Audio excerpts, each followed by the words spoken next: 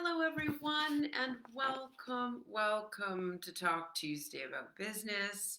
It's Nancy Stidle from the Business Mission. Very delighted to be here with you all today. I run the firm called the Business Mission, which is a business support company, helps people from starting businesses to helping those who businesses are collapsing, maybe need some restructuring. We deal with trademark applications, legal contracts, and any other business support that you may need that you don't know how to achieve within your business. You can go to www.thebusinessmission.com to learn more about our services. And today, here is Talk Tuesday. We're here every Tuesday, 12 noon UK time, in the Business Mission's Facebook page, where I offer business tips and advice, hopefully, that will be able to help your business succeed. I've been in business for over 20 years, and I have successfully started some of my own businesses and have helped many people start their businesses. So you can learn from these tips and advice that I'm offering today on Talk Tuesday about business. So we have a very interesting lineup today. It is a little bit of a longer Talk Tuesday. Usually they're about 15-20 minutes, but I think this one's going to be a bit longer because I'm very excited. We have some very exciting topics to discuss. So today's topics we're going to discuss: is it better to start a side business while still employed, or quit and go full blast on a startup? Okay, so again, I see a lot of people on Facebook or social media: I'm starting a business, I'm quitting my job, I'm just going to go in the deep end and make it happen. So should you really quit that job to start a business, or do you carry on working while you are starting a business? Okay, so that's the first topic we're going to address. The second topic is: how do I know whether my startup idea will work without consulting other people?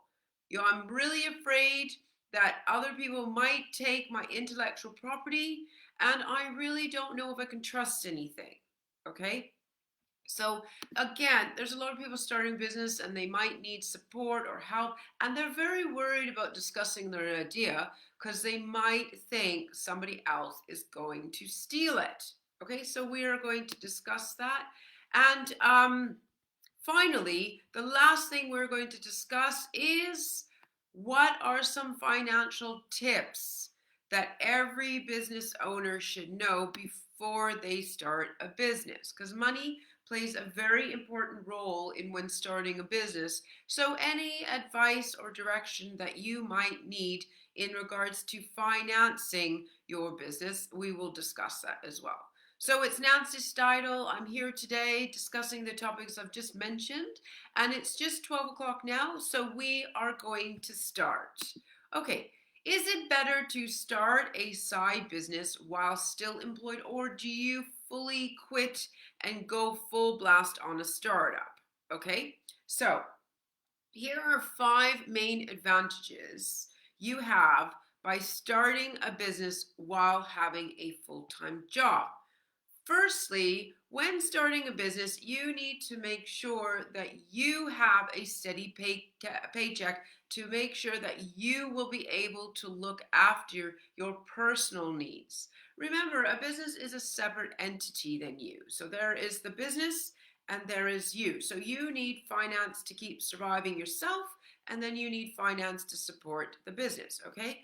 You may take this for granted and underestimate your business timeline, yet a regular income can allow yourselves to have a long-term thinking and headspace. Instead of making a business decision because you have to, you can build your business around your lifestyle and not just merely survive. Okay? What kind of business do you want instead of just chasing shiny objects? A regular income means that you won't be tempted to make a rash decision based on needing money right now. These short-term decisions can have a huge impact on your long-term results of your business. Okay, so the benefit really of having a job while starting a business is that you will be able to support yourself and the business at the same time. And it doesn't, if you just pack in the job and try to get this business off the ground, and to tell you too, the business takes about 3 to 5 years to successfully make you a salary, then you're not going to have that desperation or stress in your life. Okay. Number two is stick to one product or service. Entrepreneurs, which are in a survival mode, okay, the survival mode. Oh God, I've left my job. I've got to make this business work. That is the survival mode. Okay, diversity is a lot, and because they want to solve their cash flow situation, they have no choice but to agree to any and all options. That's very desperate, and that desperation will bring a block in the business. This gets very distracting and very fast as you scramble to manage all these services. You cannot standardize or even outsource, okay? Even when guiding established CEOs through a business transformation or a sudden growth in the team, I can notice how these past decisions have actually created a lot of complexity. Okay? Old clients that the business took on to fix a cash flow issue may be a quick patch, but create a lot of ballistic, tense energy when growing. Okay?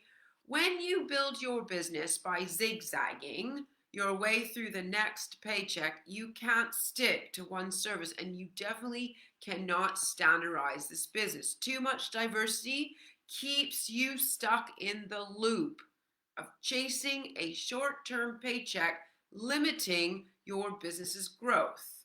Okay, so it's really important, again, you should keep your job when you start a business, because then if you leave the job, you'll start to be desperate. And what you'll do is you'll lower your prices because you just need the business so you get a penny in your pocket. And that's where it goes really wrong. Number three, constrain great love foundations. Okay. Do you feel limited by 9 to 5? Sure. But having several time constraints means that you have less time and energy for your mission. But here is the upside. Time constraints means you must focus what to focus on and either eliminate, automate, or delegate the rest. You may not realize it now, yet this will become a massive advantage when you decide to go full time, because your business will be lean and it will be ready to scale. You've already built it as an organization instead of a solo business, and you'll focus on the vital few components. Okay, future growth will just be a very natural process instead of a traumatic change for your business and lifestyle. Okay, four, focus on your strength. Limited time and energy forces you to focus on the right activities, but they also shield you from getting distracted by the latest ideas. Instead switching to the latest and shiny ideas instead of pushing through a challenging time is a manifestation of self-sabotaging. Okay, self-sabotaging, sorry. Instead of taking responsibility for your results and adjusting, we jump onto another ship. Okay, well, I'm not getting enough sales, so I'll try this method and that method and that method.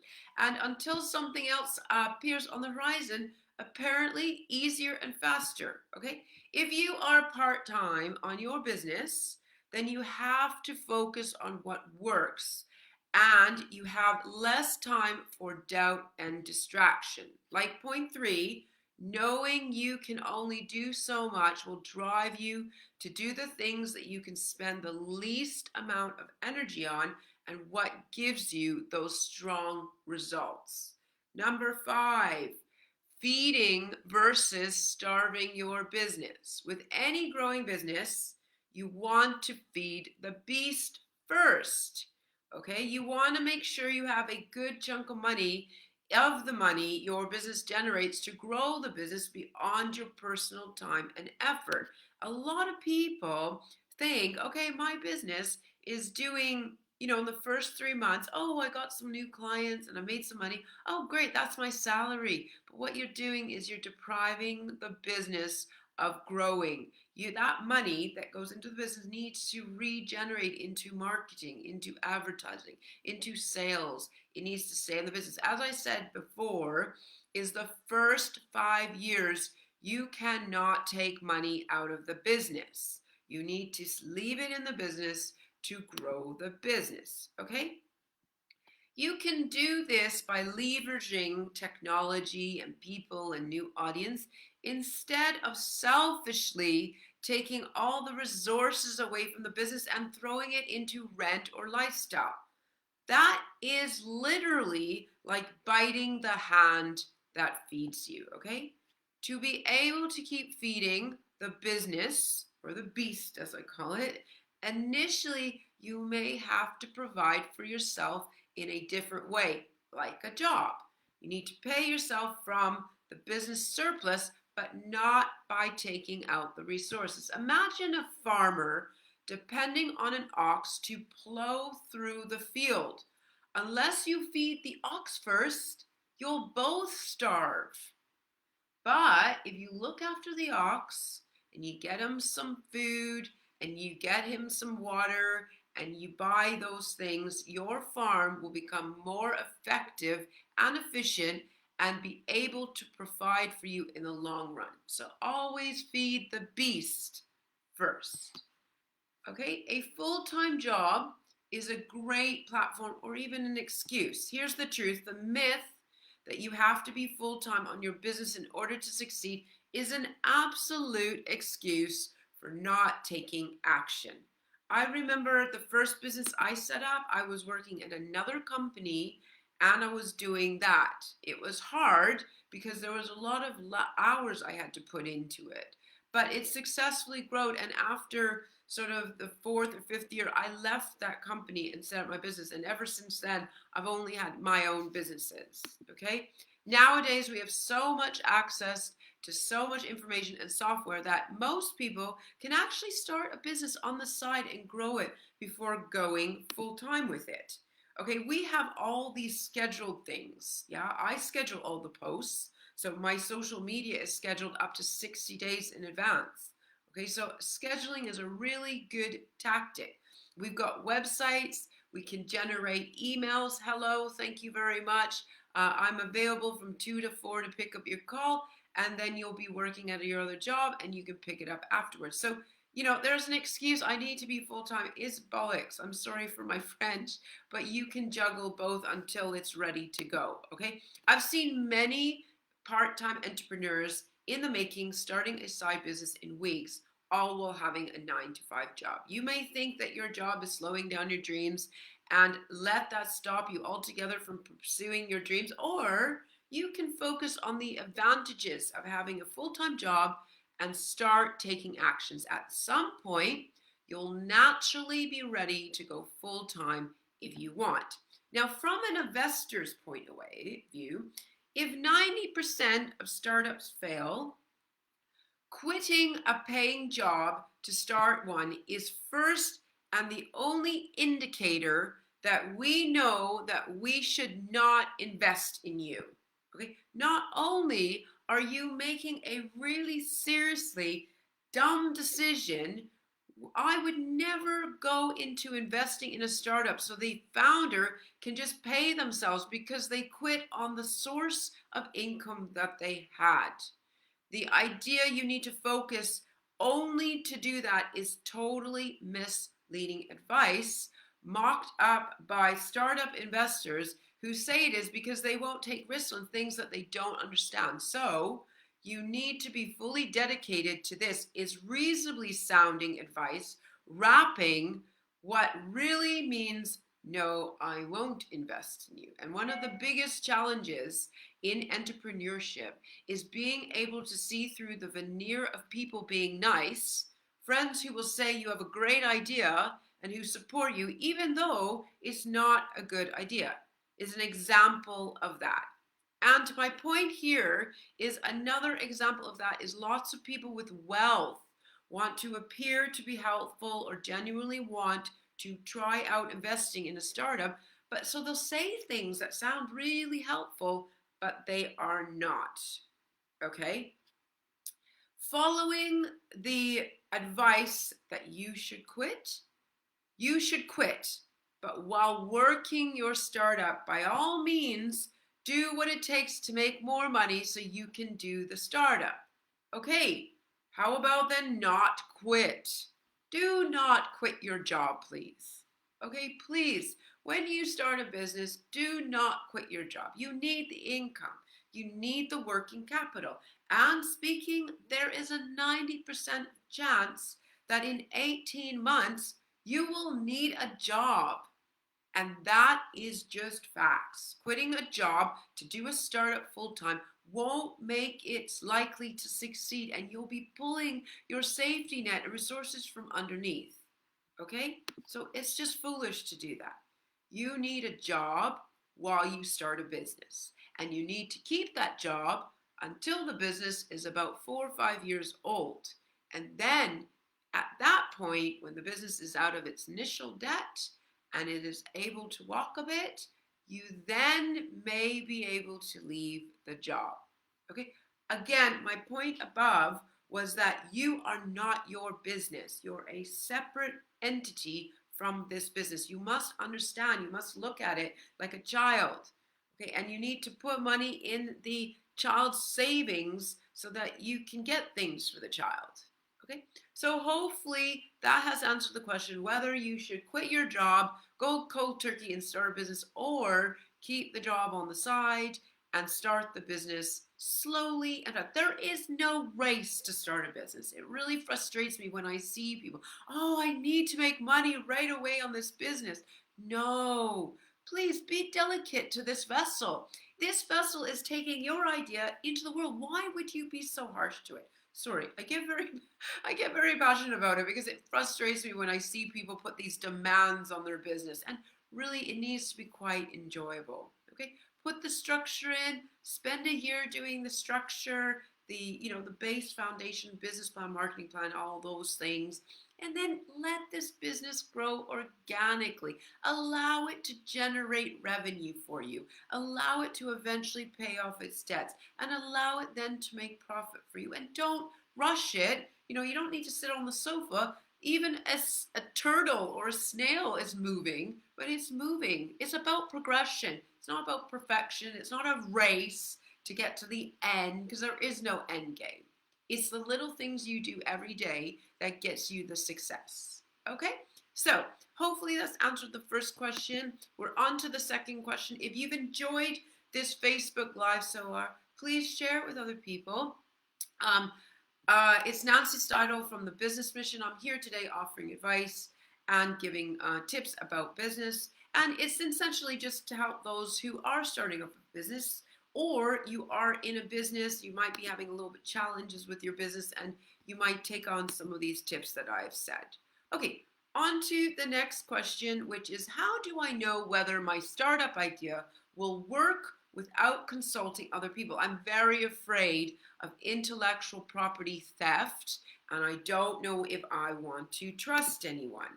Okay, and a very good example was there was a guy on Facebook who was looking for an investor for his IT project. And I said to him, I want to learn a little bit more about what you do. And he said, well, I can't tell you because you're going to steal my idea.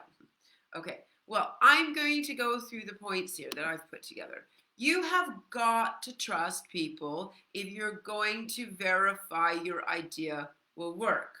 Now, the first thing is get an NDA signed. Okay, that gives you a little assurance, a non-disclosure agreement. I always get people who I work with to sign a non-disclosure agreement. Okay, this is first and foremost. Most people are not out to get and steal your idea. The reality is that most people are not going to steal your idea, and this is the good reasons for this. I put some reasons together. Okay, most people don't believe your idea is that great. I know you might have come up with an idea that's bigger than Uber, okay, or bigger than IKEA, or bigger than McDonald's. And I'm not going here to tell you that it's wrong. I'm here to tell you that most people will not see the genius of your idea. I watched a program the other day, and this woman is quite an inspiration for me. I really love Sarah Blakely. She's the owner and the inspiration behind Spats. And she started this idea of Spats, which is under your garment, which I've got a couple pairs. So I love your Spats, Sarah, if you are watching this. But she made these spats under her dress to give the slimming look and, just sort of tuck away the bits that we don't want to see. And she designed it and she patented herself. So well done. I know that's quite hard. And she went around trying to get retailers, and they're not getting it. They're not getting it at all. And, she went to many, many people about this. And, this is that point I said that most people will not see your idea as a genius. And I think she went into Neiman Marcus, and the woman, the buyer, or whatever was there, excuse me if I get it wrong, but she said, look, let's go to the bathroom and try these on. You'll see what I mean. And she got it. Okay. But my point is, there's a lot of people that are not going to see the genius in your idea. It's normal, by the way, that your idea is going to fall on deaf ears, like hers fell on deaf ears. A lot of investors passed on Uber before they were funded. If this doesn't make you feel better, then maybe this will. Okay. Most people are way too busy with their careers to have the time to steal your great idea. What were they going to do? Drop everything they were doing to pursue your crazy idea? It's just not likely to happen. But if this doesn't make you feel better, then maybe this will. Most people are too afraid to take the chance to steal your great idea. Not everyone is born with drive and desire and the guts to be the entrepreneur. Think about how hard it is to recruit staff and co-founders to your company, and you'll know I am speaking the truth here. But if this doesn't make you better, then this might make you better. Most people don't have the skills to execute your great idea. Let's say your idea is stolen. That doesn't mean that the people that stole your ideas are going to be successful. They are going to have to execute the plan, and that is by means a given. They need the money too.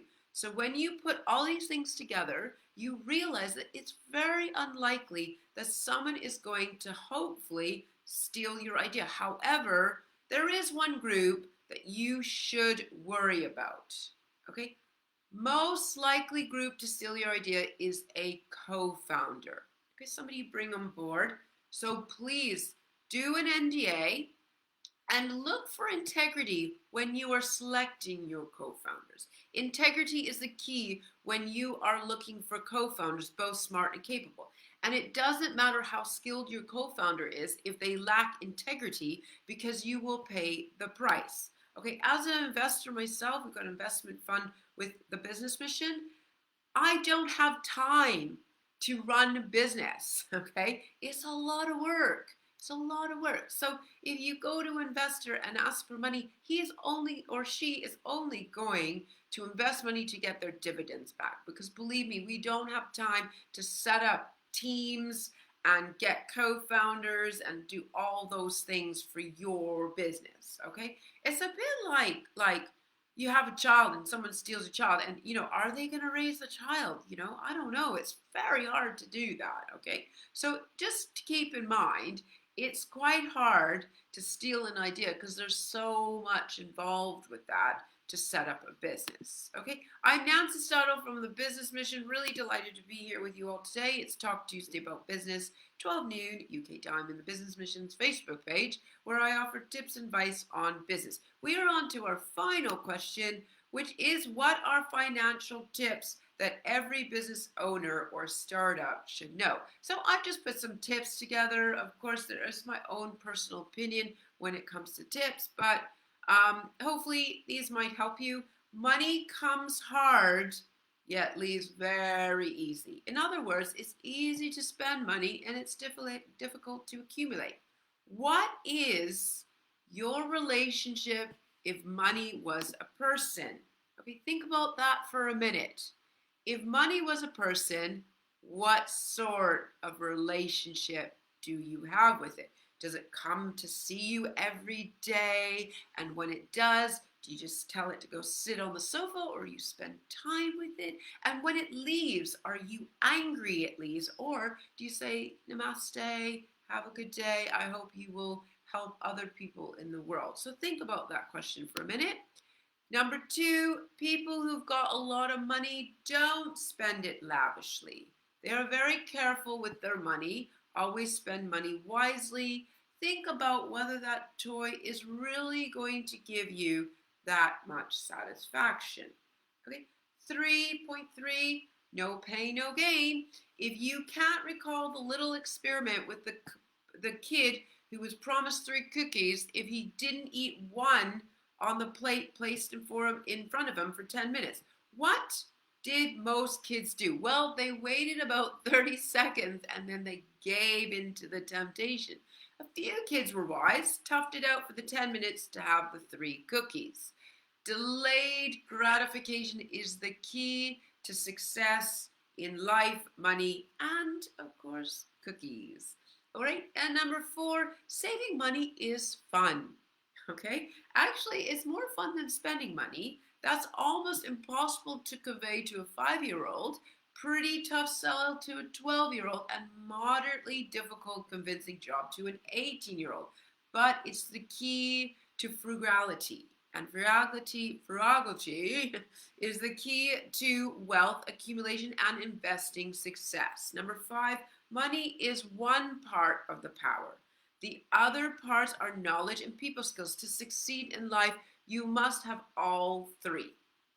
Number 6, there are 5 aspects to being wealthy: physical and mental health, being whole in the mind and body; spiritual well-being and health, understanding your place and your direction in the universe; friends and family and love, loving somebody and being loved; purpose, desire, passion for doing something with your life that you love; financial well-being, having enough money, and money is a source of energy. If, like I said, if money was a person, ask yourself, what sort of relationship do you have with this person?